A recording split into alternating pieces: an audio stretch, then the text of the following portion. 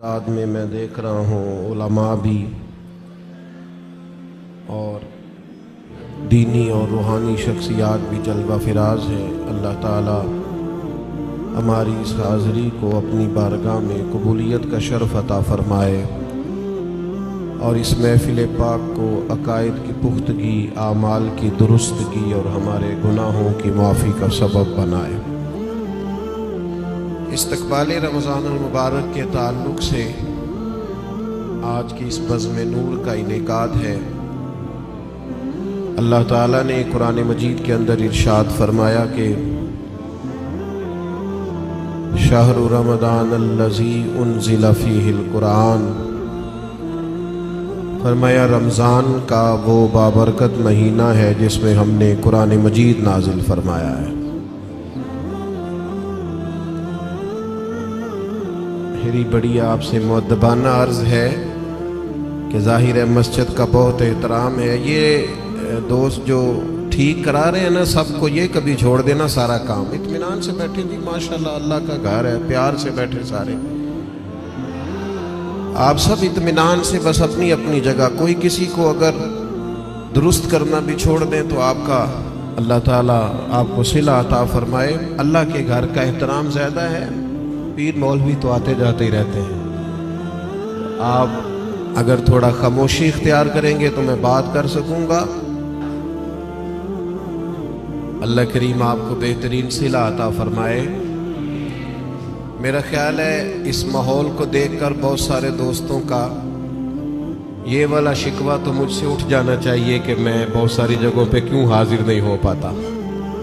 अब दोस्तों को जब हमारी वजह से तकलीफ़ होगी, जिस तरह लोग आजमाइश में बैठे हैं, तो जाहिर है उसका असर होता है तबीयत पे।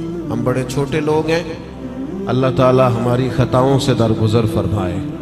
आप इत्मीनान से मस्जिद के बहुत ज़्यादा एहतराम को, अल्लाह के घर के बहुत ज़्यादा अदब को मलहूज़े खातर रखें। और वीडियो इतनी ज़रूरी थी तो मुझे बताते, मैं सिर्फ वीडियो भेजता। मेरा तो ख्याल था कि मुझे आपसे गुफ्तगू करनी है।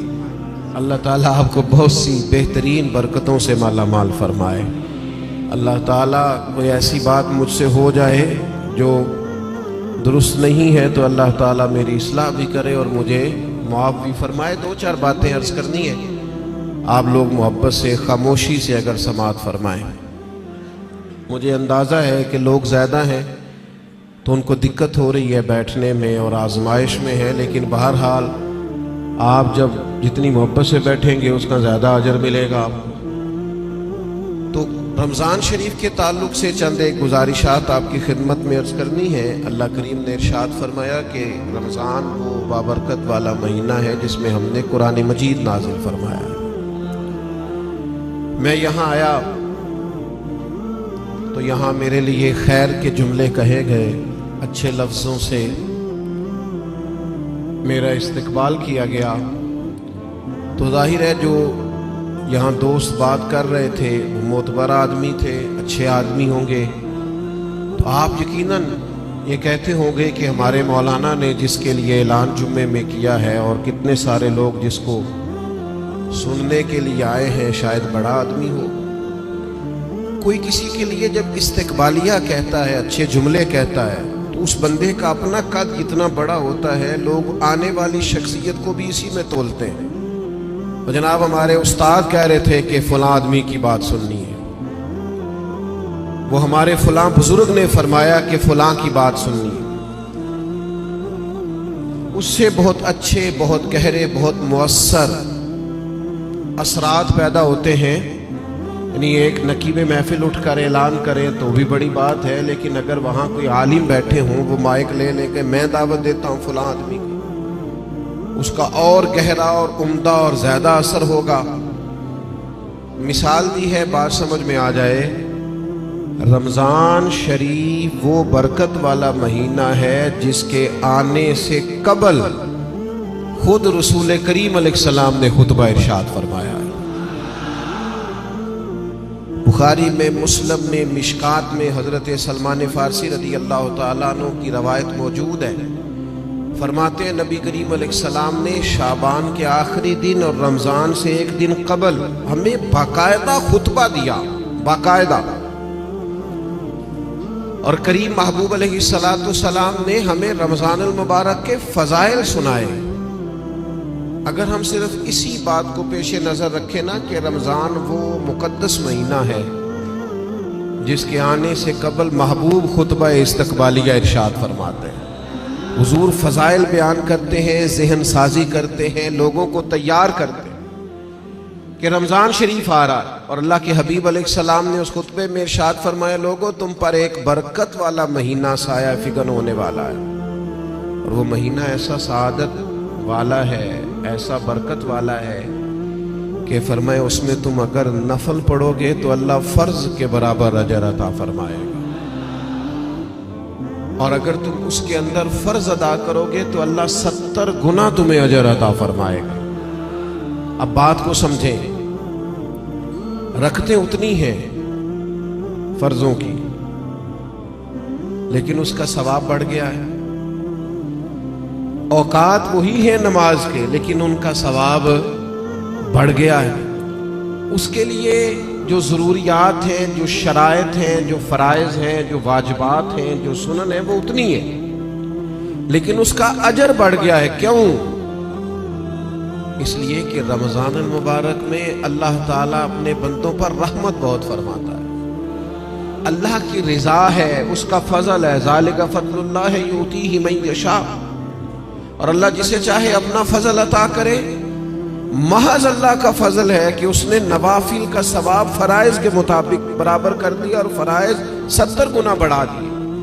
اب سمجھنے کی بات ہے، سمجھنے کی، کہ کسی شخص کو کسی چیز پر زیادہ نفع مل رہا ہو تو وہ توجہ کرتا ہے، وہ پھر باقی کاموں پر وقت نہیں لگاتا۔ وہ کہتا ہے چونکہ مجھے اب اس کام میں زیادہ، آپ 3 4 5 بزنس کرتے ہو تو جو بزنس آپ کو زیادہ نفع دے رہا ہو، جو زیادہ منافع بخش ہو، آپ اس کو زیادہ وقت دیتے ہیں، اور جس میں ذرا کم آمدن ہو آپ کہتے ہیں یار یہ ثانوی حیثیت کا کام ہے۔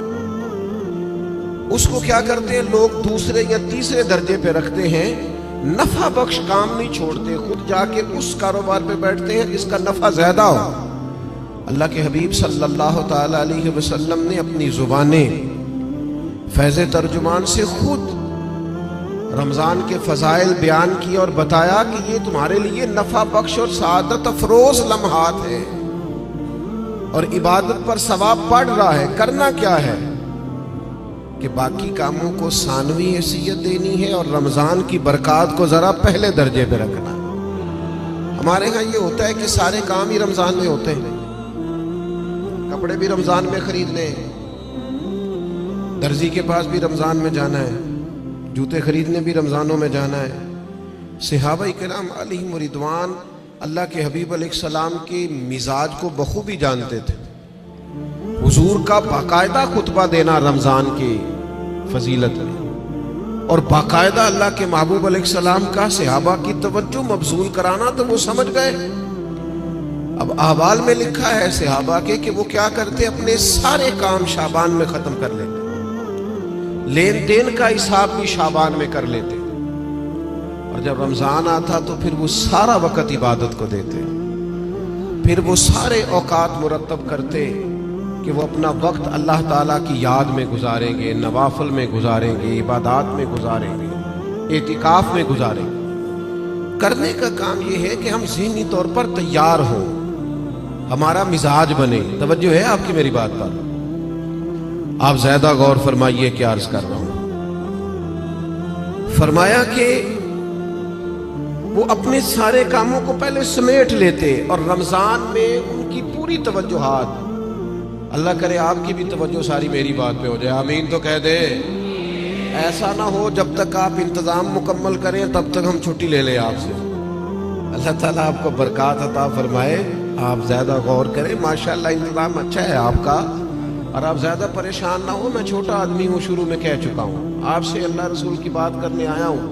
آپ زیادہ توجہ سے سنیں گے، طبیعت عمل کی طرف مائل ہوگی تو میرے لیے ذخیرہ آخرت بنے گا۔ تو آپ غور کریں بات پر، چھوڑ دیں باقی چیزوں۔ اللہ تعالیٰ آپ کو برکات عطا فرمائے، آمین تو کہہ دے۔ ہماری طرف دیکھیں پھر ادھر دیکھ رہے ہیں، کمال ہو گئی۔ اللہ تعالیٰ آپ کو جزائے خیر عطا فرمائے، برکت۔ جو استاد ٹائپ لوگ ہوتے ہیں نا، پڑھنے پڑھانے والے، وہ کہتے ہیں بچے کو میری طرف دیکھ جائے، علی بات صاحب ہی پڑھا رہا ہوں نا، تو پورا دیکھے گا تو سبق کا مزہ آئے گا۔ اللہ تعالیٰ آپ کو برکات عطا فرمائے، جزائے خیر۔ اور ویسے بھی ہماری محفل میں ایک آدھ آدمی ہوتا ہے جس نے مجمع میں بھی لازمی بیٹھنا ہوتا ہے اور سارے انتظام بھی کرنے ہوتے ہیں۔ بھئی آپ کو بندوبست کرنا ہے تو آپ ادھر تشریف لے جائیں جہاں بندوبست ہو رہا ہے۔ اب یہاں بھی تشریف فرمائیں، وہاں بھی تشریف فرمائیں، تو روحانیت سے ہی کام چلائیں، یہی زیادہ بہتر ہے۔ اللہ تعالیٰ آپ کو بہت سی برکتیں عطا کرے، سلامتی عطا فرمائے۔ اللہ تعالیٰ اس محفل کی سب برکات ہمیں نصیب کرے۔ تھوڑی تقریر کرنے والا آدمی ہوں تو چاہتا ہوں کہ سارا کام محفل کو درست کرنے میں ہی نہ لگ جائے، کچھ بات بھی ہو جائے۔ تو اگلی بات یہ ہے کہ رمضان میں کرنا کیا ہے، عبادات کون کون سی ہم نے زیادہ کرنی ہے۔ سب سے پہلے تو یہ سمجھ لیں کہ روزہ دار کا سارا وقت ہی عبادت میں ہے۔ اسے کہا گیا ہے کہ روزہ تیرے لیے ڈھال ہے۔ روزہ رکھنا بھی ہے، رکھنے کے بھی فضائل ہیں۔ محبوب فرماتے ہیں اللہ تعالیٰ اور اس کے فرشتے سحری کھانے والوں پر رحمتوں کا نزول فرماتے ہیں۔ نہیں، آپ کھانا ہی کھا رہے ہیں لیکن کھانا کھاتے کھاتے آپ پر رحمت ہو رہی ہے۔ اور حضور علیہ السلام نے فرمایا، اور ہمارا اور دیگر مذاہب والوں کا فرق یہ ہے کہ ہم سحری کھاتے ہیں اور وہ بغیر سحری کھائے روزہ رکھتے ہیں۔ یعنی سحری کھانا، اس کو اللہ کے محبوب علیہ السلام نے کتنا درجہ عطا فرمایا۔ اب آپ نے روزہ رکھ لیا، روزہ ڈھال ہے، اس کو رکھنا بھی ہے اور اس کی حفاظت بھی کرنا۔ تھوڑا سا اپنے آپ کو رمضان المبارک میں بدلنا ہے، روٹین کا کام نہیں کرنا۔ آپ نے روزہ رکھا ہے، اب آپ کو اس روزے کا محافظ بننا ہے۔ اس کے لیے کیا کریں گے؟ اپنے آپ پر ذرا پابندی لگائیں گے۔ حضور علیہ السلام کی خدمت میں کچھ خواتین حاضر ہوئی تھی کہ ہم روزے دار ہیں، تو فرمایا تم نے تو غیبت کی ہے، مردہ بھائی کا گوشت کھایا ہے، کہاں رہا تمہارا روزہ؟ جب تک کوئی جھگڑا نہ کرے، جب تک کوئی غیبت نہ کرے، اتنی دیر تک تو اس کا روزہ ڈھال ہے۔ لیکن اگر کوئی یہ کام کرتا ہے تو اس کا لازمی نتیجہ یہ نکلتا ہے کہ وہ اپنے روزے کی برکات کو ضائع کرتا ہے۔ روزے کے محافظ بنے۔ اگر کوئی شخص ایسی بات بھی کرتا ہے تو اسے کہیں بھئی میں روزہ دار ہوں، اس روزے کے محافظ بنے۔ پھر رمضان المبارک کے اندر قرآن مجید کے ساتھ رمضان کا بڑا گہرا رشتہ ہے۔ جو آیہ کریمہ میں نے تلاوت کی، جو حصہ میں نے پڑھا، اس میں بھی فرمایا اللہ تعالیٰ نے شہر رمضان الذی انزل فیہ القرآن، یہ رمضان کا وہ مہینہ ہے جس میں ہم نے قرآن مجید کو نازل فرمایا ہے۔ ہمارا نا قرآن مجید کے ساتھ رشتہ آخر کس طرح کا ہونا چاہیے؟ اللہ کا فضل ہے، رمضان کے اندر آپ کو بہت حفاظ ملے۔ اب ایسا نہیں ہے کسی جگہ کہ کوئی شخص یہ کہے کہ ہمیں قرآن مجید سننا تھا تراویح میں لیکن ہمیں حافظ نہیں ملا۔ یہ ہو سکتا ہے کسی حافظ کو مسجد نہ ملے، یہ ممکن ہے سنانے کا موقع نہ ملے، لیکن اللہ کا یہ احسان ہے کہ ایسا کوئی شخص نہیں۔ حفاظ بڑے ہیں، قراء بڑے بڑے اعلیٰ ہیں، قرآن مجید کے عالم، ترجمہ کرنے والے، تفسیر بیان کرنے والے، سمجھانے والے بڑی تعداد رکھتے ہیں۔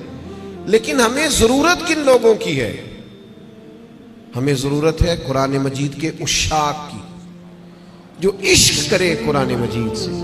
رکے بھیجتے ہو نا نعت خوانوں کو، بہت اچھی بات، فلاں نعت سنائیں، بہت اعلیٰ بات۔ ایک آدھ رکا کبھی بھیجا کرو نا، آج بڑا دل کر رہا ہے سورہ رحمان سنائیں۔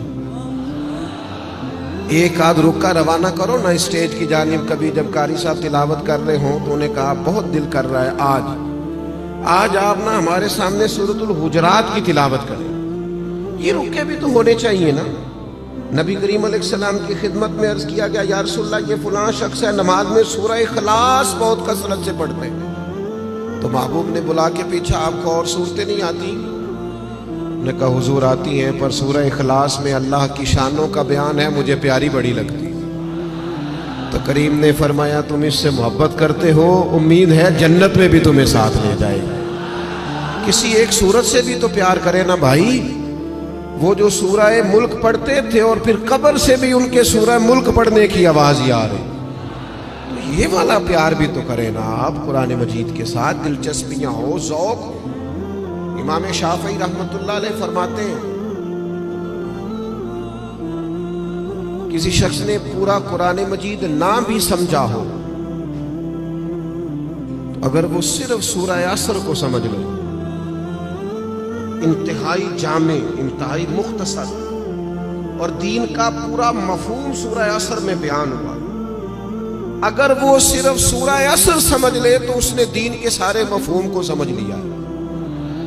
اور صحابہ کا اتنا مضبوط مزاج تھا ان باتوں پر کہ جب وہ کسی سے ملاقات کرتے، السلام علیکم ہوتی، تو اتنی دیر تک جدا نہیں ہوتے تھے جب تک سورہ عصر کی تلاوت نہیں کر لیتے تھے۔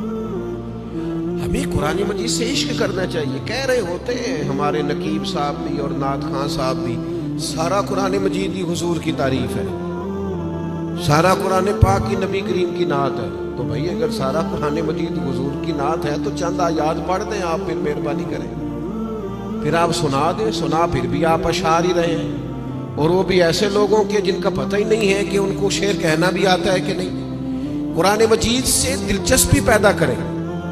حضرت ابو موسیٰ اشعری رضی اللہ تعالیٰ عنہ خوبصورت قرآن مجید پڑھتے تھے،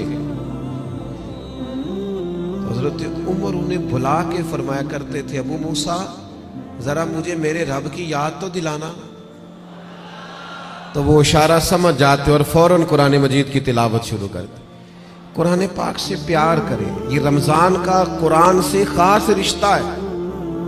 مجھے نہیں پتا آپ بڑے شہر میں رہتے ہیں، میرا تو ایک چھوٹے سے علاقے سے تعلق ہے۔ ہم جب چھوٹے ہوتے تھے تو گھروں میں بہن بھائیوں کی، حتیٰ کہ بڑوں کی بھی دوڑ لگی ہوتی تھی، قرآن مجید سارا دن تلاوت ہوتی تھی، اور ایک دوسرے سے پوچھو کتنے سپارے ہوئے، میں نہیں بتاؤں گا، تو پہلے بتا تیرے کتنے ہوئے۔ اور اگر وہ پوچھنے کو آ جاتے تھے، دیکھنے کو آ جاتے تھے کون سا پارہ پڑھ رہے ہیں، تو چھپایا جاتا تھا۔ لیکن کیا کروں میں کس درد سے یہ بات کروں۔ اب موبائل صرف جوان بیٹا ہی زیادہ استعمال نہیں کرتا، اس کا باپ بھی بہت استعمال کرتا۔ اب ٹیلی فون پر صرف بچے نہیں لگے ہوئے، ان کی اماں بھی بہت استعمال کر رہی۔ وہ عشق جو آپ کا قرآن مجید سے ہونا چاہیے تھا، جو ذوق قرآن پاک سے ہونا چاہیے تھا، پلٹ کر قرآن مجید کی آیات کو پڑھنا چاہیے تھا۔ آپ نے جس قدر چیزیں اپنے موبائل سے لی ہیں، یاد کی ہیں، ذہنوں پہ بٹھائی ہیں، کاش آپ ایک دو آیات ہم سارے یاد کرنی شروع کرتے، اصلاح لیتے، کہاں تک بات پہنچ جاتی۔ سیدہ طیبہ طاہرہ حضرت عائشہ صدیقہ رضی اللہ تعالی عنہ بیان فرماتی ہیں کہ نبی کریم علیہ السلام ہر سال رمضان المبارک میں قرآن مجید کا دور فرماتے تھے حضرت جبریل امین کے ساتھ، یعنی پورا قرآن مجید محبوب حضرت جبریل امین کو سناتے اور وہ نبی کریم کو سناتے، اور فرماتی ہیں جس سال حضور کا وصال ظاہری ہوا ہے اس سال 2 مرتبہ سرکار نے قرآن مجید سنایا، اور 2 بار سنا ہے۔ چلیں یہ ذوق تو پیدا کریں، قرآن مجید سے اپنی دلچسپی پیدا کریں۔ 2 سپارے تو قرآن مجید کے روز ہمیں پڑھنے چاہیے۔ وعدہ نہیں لے رہا، ارادہ کرا رہا ہوں۔ ایک پارہ مسجد میں پڑھیں صبح۔ میری اپیل ہے کہ رمضان شریف میں موبائل کم استعمال کریں۔ آپ کے خبریں سننے سے اور تبصرے سننے سے ملک میں کوئی انقلاب بھی نہیں آیا، نہ پہلے آیا ہے۔ تبصرے ہونے سے کچھ نہیں آیا تو کیا نتیجہ ہے؟ کچھ بھی نہیں۔ میں جی خبریں سنتا ہوں، آپ 1 مہینہ خبریں بھی رہنے دیں۔ آپ کے جو تعلق کی بات ہے، کوئی مجبوری آپ دیکھیں، باقی چھوڑ دیں، وقت قرآن مجید کو دیں۔ یہ سمجھ کر کہ ہمارے رسول پاک کا طریقہ ہے، کریم محبوب کا طریقہ ہے، قرآن مجید کو رمضان میں خاص وقت دیں۔ ایک پارہ مسجد میں پڑھیں، مسجد کا حق ہے، ایک گھر میں پڑھیں، گھر کو قبرستان نہیں بنانا۔ اور تراویح کا آپ ارادہ تو کریں کہ میں نے انشاءاللہ ایک ہی مسجد میں شروع کرنی ہے اور پوری 20 رکعت پڑھنی ہے، اور اسی مسجد میں پورا قرآن مجید سننا۔ صرف ایک کام کیجئے گا، بیچ میں چھٹی نہ کیجئے گا، ورنہ اپنے آپ سے پوچھ لیں، جس دن چھوٹے ہوتے اسکول سے چھٹی کرتے تھے، اگلے دن بھی چھٹی کرنے کو دل کرتا تھا، اور روٹین میں چلتے رہتے تھے، تو کام روٹین میں پڑھو گے، ہر روز پڑھو گے اور کھڑے رہو گے تو کچھ بھی نہیں ہوگا۔ 1-2 دن میں انسان کی نفسیات ہے، 1-2 دن میں روٹین بن جاتی۔ آپ ایک دن اٹھے صبح 5 بجے، تھوڑا مشکل ہوگی آپ کو، بار بار موبائل بجے گا، دوسرے دن بھی شاید تھوڑی مشکل ہو، تیسرے دن موبائل بجے بغیر آنکھ کھلے گی، روٹین بن جاتی ہے آدمی۔ آپ پابندی سے قرآن مجید سنیں رمضان شریف میں، تراویح میں، کچھ بھی نہیں ہوگا۔ بہت گرمی ہوتی ہے، بہت مشکل ہوتی ہے، اور خدا کے بندو، جو قوم کئی کئی گھنٹے امیگریشن کی لائنوں میں لگی رہتی ہے، جو پاسپورٹ اور شناختی کارڈ کے دفاتر میں کھڑی رہتی ہے، وہ قرآن مجید کے لیے کھڑا ہو کے تو دیکھے اللہ کی رحمت کتنی نازل ہوتی ہے۔ وہ کوشش کرے تو صحیح۔ آپ کو شرعی عذر ہے، کسی کو کوئی ایسی تکلیف ہے، بیماری ہے، معاملہ الگ، قرآن مجید سے اپنا ذوق پیدا کریں۔ ہمارے ایک استاد صاحب تھے، پیر سید مراتب علی شاہ صاحب رحمۃ اللہ علیہ، حضور شیخ الاسلام خواجہ قمر الدین سیالوی کے وہ خلیفہ تھے، اور حضرت محدث اعظم پاکستان رحمۃ اللہ علیہ کے شاگرد تھے۔ تو میں نے ان کو دیکھا کہ وہ جب بہت ضعیف ہو گئے تھے، اس حالت میں بھی وہ بہت عرصہ انہوں نے خود قرآن مجید سنایا، تو حافظ کے پیچھے کرسی پہ بیٹھتے تھے۔ بہت بڑھاپا تھا، ظاہری طور پر کمزوری تھی، پر جو قرآن مجید سے ان کا پیار تھا وہ بڑا انوکھا تھا۔ قرآن مجید سے محبت پیدا کریں، ذوق پیدا کریں۔ اور میں آپ سے عرض کروں، آپ کا جو بچہ بڑا چھوٹا ہے نا، 2-2.5 سال کا ہے، بچی بڑی چھوٹی ہے، آپ قرآن مجید لے کے گھر میں بیٹھ جائیں، انشاءاللہ وہ بھی پارا لے کے آپ کے قریب آ کے بیٹھ جائیں گے۔ آپ یہ کریں، آپ دیکھیں انقلاب آتا ہے۔ تیسرا کام جو ہم نے رمضان شریف میں کرنا ہے، وہ ہے ایک دوسرے کا خیال رکھنے کا کام۔ رمضان غمخواری کا مہینہ ہے، اپنے اخراجات کم کریں، اپنے ارد گرد خیال کریں۔ حضرت عبداللہ ابن عمر رضی اللہ تعالیٰ عنہ فرماتے ہیں کہ حضور تو ہمیشہ ہی بانٹا کرتے تھے، پر رمضان میں جو نبی پاک کی سخاوت ہوتی تھی، حضور اس طرح بانٹتے کہ دونوں ہاتھوں سے تقسیم فرماتے۔ رمضان المبارک میں سخاوت کا مزاج بدلے۔ ہمارے ہاں بھی سخاوت ہوتی ہے، آپ کا نہیں مجھے پتا، ویسے ہمارے ہاں آئمہ مساجد کو جو جوڑا دیا جاتا ہے نا سوٹ سینے کے لیے، وہ 27ویں رمضان کو بعض لوگ، آپ کیا کب دیتے ہیں؟ وہ 27ویں کو اس لیے دیتے ہیں کہ درزی کوئی پکڑتا نہیں نا، پھر سی کے نہیں دے گا، بغیر سلا دیتے ہیں 27 کو، تاکہ کہیں امام سلوا نہ لے اور پہن ہی نہ لے۔ اب کون درزی پکڑے گا؟ آپ نے کہیں راشن دینا ہے یا کسی کو تحفہ دینا ہے تو وہ آپ رمضان سے پہلے دیں، اور علماء سے تصدیق کرا لینا، رمضان کی نیت کر کے رمضان سے پہلے بھی دے دو گے تو رمضان جتنا ہی اللہ اجر عطا فرمائے گا۔ اللہ کے بندے قبل از وقت کسی کو دے، اور مہربانی کریں، لوگوں کو لائنوں میں لگانے کا شوق نکال دیں طبیعت سے۔ جب رب نے ہمیں دیا تھا تو لائنوں میں کھڑا کر کے نہیں دیا تھا، یہ کیوں شوق پیدا ہو گیا؟ پتہ ہے مومن کی عزت کتنی ہے؟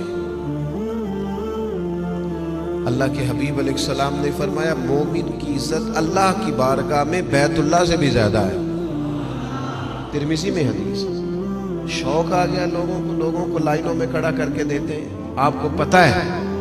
اور جس طرح الیکشن کے دنوں میں لسٹیں بنتی ہیں نا، کس کا ووٹ کہاں ہے، اس طرح غریبوں کی لسٹیں بھی پہلے سے بنائی جا سکتی ہیں کہ کون ضرورت مند ہے، اور ایک جگہ پہ بیٹھ کر ہی بن جاتی ہے، سب ہو جاتا ہے اگر کرنا ہو۔ میرے عزیز، لوگوں کو دیا جائے، اور دیکھنا، یاد رکھنا، اگر رمضان میں بھی کوئی کریانے والے کے پاس کھڑا ہو کے کہہ رہا ہونا کہ یار بس 2 دن اور نکالو، میں تمہارا قرض چکاتا ہوں، تو پھر میرا خیال ہے کہ ہمیں اپنی افطاریاں اور سیاسی افطاریاں تھوڑی بند کر لینی چاہیے۔ پھر ہمیں غور کر لینا چاہیے کہ رمضان شریف میں بھی لوگ گزارشات پیش کر رہے ہیں۔ خدا کے بندو، اس تفریق سے ہم کب نکلیں گے کہ بس ہمیں لوگوں کو خیرات ہی دینی ہے؟ آپ لوگوں کے دکھوں کا مداوا کریں، آپ تعلیم کو عام کریں، روزگار کو عام کریں، اور آپ لوگوں کی ضروریات کی کفالت کریں۔ ایک شخص صرف دے اور ایک آدمی کو دے، لیکن اس کی ضروریات کا خیال کریں۔ اس طرح کا رویہ کہ مجھے 100 جگہ پہ دینا۔ حضرت عمر بن عبدالعزیز کے زمانے میں ایک شخص کو زکوٰۃ لگتی تھی، اتنے لوگوں نے زکوٰۃ دی، اس نے کاروبار کیا کہ اگلے سال وہ خود زکوٰۃ دے رہا تھا۔ لیکن وہ ہم تو لوگوں کو اس طرح کا رویہ رکھتے ہیں کہ بس ٹھیک ہے یہ کام چلتا ہی رہنا چاہیے. تو آپ اپنی طبیعت میں رمضان میں سخاوت کا مزاج پیدا کریں اور اپنے ارد گرد ڈھونڈیں. حضرت امام زین العابدین رضی اللہ تعالیٰ عنہ کسی شخص کو کچھ دینے لگے تو زمین پہ رکھ کے چلے گئے اور پھر آواز دی وہ میں نے کچھ آپ کے لیے تحفہ رکھا ہے فلاں جگہ اٹھا لیجئے گا. تو کسی نے کہا حضور آپ نے نیچے رکھا ہے دے دیتے. فرمانے لگے لیتے وقت وہ آنکھیں بھی نیچی کرتا, اس کی زبان پر شکریہ کے الفاظ بھی لڑکھڑاتے ہوئے آتے اور وہ مجھے محسن جان کر اپنے مزاج میں تھوڑا کمزوری بھی محسوس کرتا تو میں جلدی سے اس لیے آ گیا ہوں کہ کہیں اس کو نظریں نہ جھکانی پڑے, اللہ کی رضا کے لیے دیا ہے. ہمارے حضرت فرمایا کرتے تھے کسی غریب کی بیٹی کی شادی کراؤ تو پھر خود اس شادی میں نہ جانا, اس لیے کہ وہ تو پھر بیچارہ تمہارے آگے پیچھے پھرتا رہے گا, نظریں جھکائے پھرے گا. تم نے تعاون کر دیا اب گھر رہو. چوتھا کام جو ہم نے رمضان میں بہت زیادہ کرنا ہے وہ دعائیں مانگنے کا ہے. دعا مومن کا ہتھیار ہے. کچھ لوگ کہتے ہیں دعا سے کیا ہوتا ہے. میں نے کہا اگر رسول رحمت دعا مانگے نا تو اللہ حضرت عمر جیسے لوگوں کو دین میں داخل کر دیتا ہے. وہ دعا کی طاقت کا ہی نہیں پتا. دعا تو ہتھیار ہے مومن کا. دعا سے انقلاب آ جاتا ہے, کایا پلٹ جاتی ہے. دعا کرو کوئی دعا دینے والا ملے, دعا کرو کوئی پچھلے سحر اٹھ کر دعا دے. کوئی بیٹھا ہوا مجھے دور دعا دیتا ہے, میں ڈوبتا ہوں پر سمندر اچھال دیتا ہے. اللہ کرے کوئی دعاؤں میں یاد رکھے. دعائیں مانگیں اور دوسروں کے لیے زیادہ مانگیں. آپ نے زیادہ غور کیا ہے, میں سمجھ گیا ہوں کہ دوسروں کے لیے ہی مانگیں. یہ بڑا مشکل کام ہوتا ہے, لیکن آپ دوسروں کے لیے مانگیں. حدیث میں فرمایا جو دعا تم کسی کے لیے مانگتے ہو اللہ پہلے تمہیں عطا فرماتا ہے. آپ مانگیں گے تو وہ تو کرم ہوگا. اپنے لیے بھی مانگیں پر دوسروں کے لیے بھی مانگیں. دل بڑا زخمی ہے, طبیعت بڑی بے چین ہو جاتی ہے جب فلسطین کے لوگوں کی تکلیف دیکھتے ہیں. ہم نہ خبروں میں تھوڑے دن رہنے والے لوگ ہیں, ہمارا مزاج ہے جو خبر چل گئی اس کے پیچھے ہو لیے. جن علاقوں میں سیلاب آیا تھا وہ سارے لوگ اپنے اپنے گھروں میں سیٹ ہو گئے, کاروبار چل گئے, لیکن خبریں ختم ہو گئی ہیں نا تو ہم بھی چپ کر گئے. فلسطین کی چند دن خبریں ذرا زیادہ تھیں تو ہم بھی ذرا زیادہ بات کر رہے تھے. اب وہ خبریں ختم ہو گئی, جنگ تو ختم نہیں ہوئی, تکلیف تو ختم نہیں ہوئی. خدا کے بندوں جو زخم لگے تھے وہ تو نہیں بھرے. آنسو تو اپنی جگہ پہ ہے, درد تو اپنی جگہ پہ, لیکن ہم خاموش ہیں. ہمارے وہی سٹیٹس ہے, وہی آنا جانا, وہی پھرتیاں ہیں, وہی کھانا پینا ہے. ہمیں کسی سے کیا لگے گا. اپنے مسلمان بھائیوں کا درد سمجھو, اپنی تجوریاں بھرتے جانا اور کسی کا خیال ہی نہ کرنا. اس کا معنی یہ ہے کہ دل سخت ہو گیا. اللہ کے پیارے حبیب علیہ السلام سے ایک شخص نے پوچھا تو حضور دل سخت ہو گیا. فرمایا کوئی یتیم ملے نا اس کے سر پہ ہاتھ پھیرا کر, اللہ تیرے دل کو نرمی عطا کر دے گا. ان پر دیکھیں, میں بات سمیٹنے لگا ہوں. 5واں کام جو رمضان شریف میں ہم نے کرنا ہے وہ ہے محاسبہ. ہمیں سوچنے کا وقت ملے گا, ہم روزے سے ہوں گے, بیٹھنے کا موقع. ہمارے صوفیہ ایک مراقبہ کراتے ہیں. اب تو خیر ہم جو صوفیہ کی جماعت ہیں ہمیں بھی طرز کا نہیں پتا کہ صوفیہ کا اصل طریقہ کیا ہے.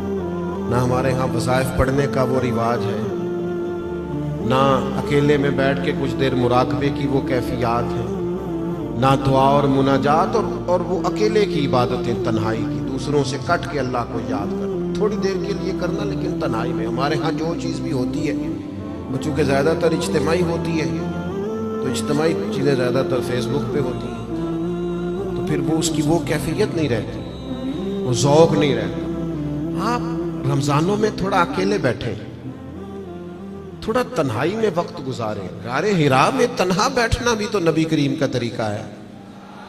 غار ثور میں 3 دن سب سے کٹ کے اسلام رہبانیت کی نفی کرتا ہے، لیکن کچھ دیر کے لیے خلوت کرنا، اکیلے میں بیٹھنا، تھوڑی دیر اپنے آپ سے گفتگو کرنا، ڈھونڈتا پھرتا ہوا ہے اقبال اپنے آپ کو، آپ ہی گویا مسافر، آپ ہی منزل ہوں میں۔ زمانہ بیت گیا، ہم نے اپنے آپ سے بات ہی نہیں کی۔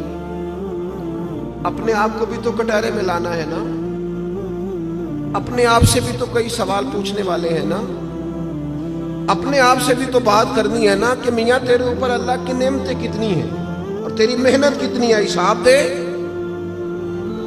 اللہ کے انعام کتنے ہیں اور جواب میں تیرا شکر کتنا ہے، حساب دے۔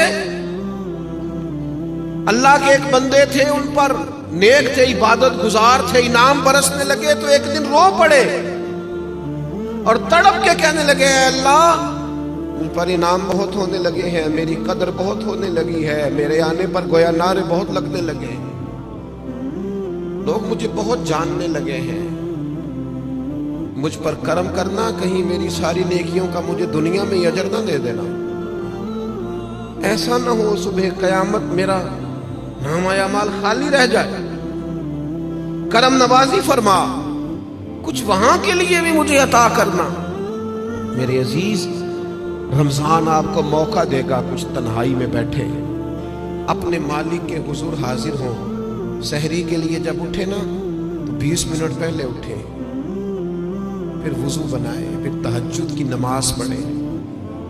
بڑی پسند ہے رسول پاک کو تہجد کی نماز، حضور بڑے ذوق سے اٹھتے، آپ اکیلے ہوں اپنے گھر میں پڑھیں، اس عبادت کے بعد اللہ کے حضور حاضر ہوں، اپنے لیے امت کے لیے کشکول طلب دراز کریں، لیکن اپنا محاسبہ کریں۔ ساری زندگی دوسروں کا حساب کیا ہے۔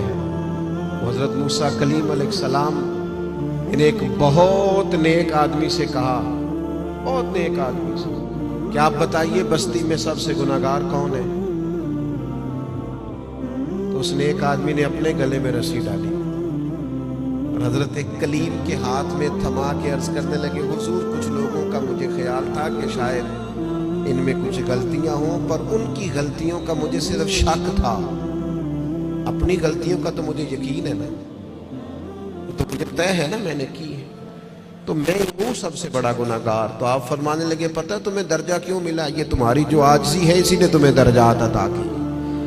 اپنے آپ سے تو مدتوں ہو گئے ہم نے اپنے آپ سے کبھی بات ہی نہیں کی، ہم تو دوسروں کی تربیت اور اصلاح کر رہے ہیں، اپنے آپ سے تو کبھی گفتگو ہی نہیں کی۔ کچھ وقت اپنے آپ کو دیں، اپنے ساتھ کلام کریں۔ بزرگوں کے طریقے تھے کہ وہ کچھ لمحے رات کو تنہائی کرتے، اللہ کے حضور حاضر ہوتے، وقت بتاتے۔ ہم سارے اب مجالس کے، محافل کے، آنے جانے کے، اٹھنے بیٹھنے کے قائل ہیں، اکیلے آئے ہیں دنیا میں، جب جانا ہے تو پھر اکیلے جانا ہے، قبر سے لے کر قیامت کے قائم ہونے تک تنہا رہنا ہے۔ تو تھوڑی سی تنہائی تھوڑی دیر کے لیے کرنا شروع کریں نا اللہ کی بارگاہ میں۔ تو یہ 5 باتیں آپ کی خدمت میں نے رمضان کے تعلق سے عرض کی ہیں۔ ایک گزارش میری آپ سے اور ہے بات ختم کرتے ہوئے، یقیناً آپ توجہ کریں گے، اپنی زندگی سے تنقید بہت زیادہ نکال دیں۔ ہماری نہ کچھ آنکھیں زیادہ کھل گئی ہیں جو زیادہ ہی تنقید، اللہ کے بندے ہیں ہم سارے، اس قدر زیادہ میں تنقید سننے لگا۔ اصلاح کرنا، میں ابھی حرم شریف گیا تھا، میں نے واپس آ کے بھی دوستوں سے کہا، وہاں بھی کچھ دوست کہتے ہیں وہ دیکھو وہ کیا کر رہا ہے، تو میں نے کہا یار تیرا کیا خیال ہے، جو بڑے نکمے تھے وہ بلا لیے گئے، یہاں تو جو بڑے مقبول ہوتے ہیں ان کو حاضری کے موقع ملتے ہیں۔ ہر جگہ غلطیاں ہی ڈھونڈتے ہو، صرف گفتگو کے موضوعات ہی تلاش کرتے ہو، اللہ کے بندوں کی خوبیاں بھی تو دیکھو۔ کم از کم 1 ماہ ایسا ضرور گزارے جس میں صرف خیر تلاش کریں، اچھائیاں تلاش کریں، تھوڑی دیر کے لیے صرف نظر کریں لوگوں کی جو اعمال کی غلطیاں ہیں۔ عقیدہ تو چلو ایک بنیادی چیز ہے، تو میں عرض کروں گا تنقید والی زندگی اور ہر وقت کمزوریاں ڈسکس کرنا، ہر وقت۔ آپ کو پتہ ہے سیدہ عائشہ صدیقہ فرماتی ہیں حضور کی طبیعت کے مطابق اگر کبھی کھانا نہ ہوتا تو چھوڑ دیتے، لیکن کبھی اس میں سے نقص تو جو رمضان میں بھی جھگڑے ہی کرے اور نقص ہی بیان کرے اور ہر جگہ کے بیان کرے تو اس نے فلسفہ کیا سمجھا؟ تو یہ 5 چیزیں جو میں نے آپ کی خدمت میں رکھی ہیں، میں امید کرتا ہوں آپ اس پر توجہ کریں گے۔ اللہ کے حضور دعا ہے مالک ہماری اس حاضری کو قبولیت کا درجہ عطا فرمائے۔ اتنی بڑی تعداد میں آپ آئے، اللہ ایک ایک پہ اپنا فضل فرمائے اور اہتمام کرنے والے حضرات کو بہترین جزا عطا فرمائے۔ وما علینا الا البلاغ۔